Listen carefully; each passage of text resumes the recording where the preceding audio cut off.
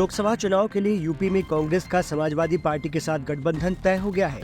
दिल्ली, गुजरात, हरियाणा, चंडीगढ़ और गोवा में कांग्रेस और आम आदमी पार्टी एक साथ बीजेपी का मुकाबला करेंगे। कांग्रेस के कई नेता पिछले काफी वक्त से लोकसभा चुनाव की तैयारी में जुटे थे, लेकिन इन राज्यों में गठबंधन के बाद कांग्रेस के कई दिग्गज नेताओं के सपनों पर पानी फिर गया।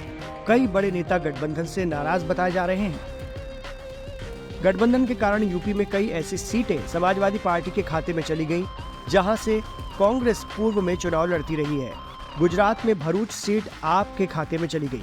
गुजरात में कांग्रेस के दिग्गज नेता रहे दिवंगत अहमद पटेल की बेटी मुमताज पटेल को उम्मीद थी कि पार्टी भरूच से उन्हें या उनके भाई फैसल को अपना लोकसभा उम्मीदवार बनाएगी, लेकिन कांग्रेस ने ये सीट आम आदमी पार्टी के लिए छोड़ दी।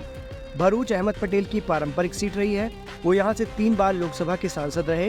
कांग्रेस और आप के बीच गठबंधन का ऐलान होने के बाद मुमताज पटेल ने अपने एक्स हैंडल पर पोस्ट में लिखा, गठबंधन में भरूच लोकसभा सीट सुरक्षित नहीं कर पाने के लिए हमारे जिला कैडर से दिल की गहराइयों से माफी मांगती हूँ। मैं आपकी निराशा समझ सकती हूँ। साथ मिलकर हम कांग्रेस को मजबूत बनाने के लिए फिर से संगठित होंगे। हम अहमद पटेल की 45 साल की विरासत को व्यर्थ नहीं जाने देंगे। वहीं यूपी की फर्रुखाबाद सीट से कांग्रेस के वरिष्ठ नेता सलमान खुर्शीद चुनाव लड़ सकते हैं, लेकिन इस बार ये सीट समाजवादी पार्टी के खाते में चली गई। इसे लेकर सलमान खुर्शीद की नाराजगी सामने आई है।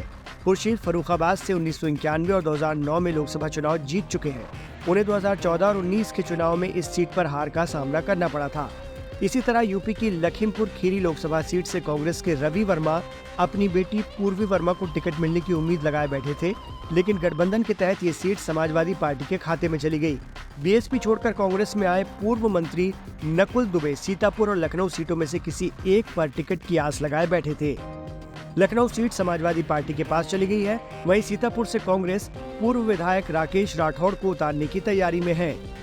पूर्व कांग्रेस प्रदेश अध्यक्ष ब्रजलाल खाबरी जालौन से लोकसभा चुनाव लड़ने की तैयारी में थे, लेकिन ये सीट भी सपा ने ले ली। कांग्रेस नेता राजेश पति मिश्र भदोही से लोकसभा चुनाव लड़ने की तैयारी कर रहे थे, लेकिन ये सीट भी समाजवादी पार्टी के खाते में चली गई। बहुजन समाज पार्टी छोड़कर कांग्रेस में आए नसीमुद्दीन सिद्दीकी गोंडा सीट पर दावा ठोक रहे थे, लेकिन यहाँ से सपा लड़ेगी। बिजनौर सीट से कांग्रेस के इमरान मसूद लड़ना चाहते थे, लेकिन ये सीट भी समाजवादी पार्टी के खाते में चली गई है।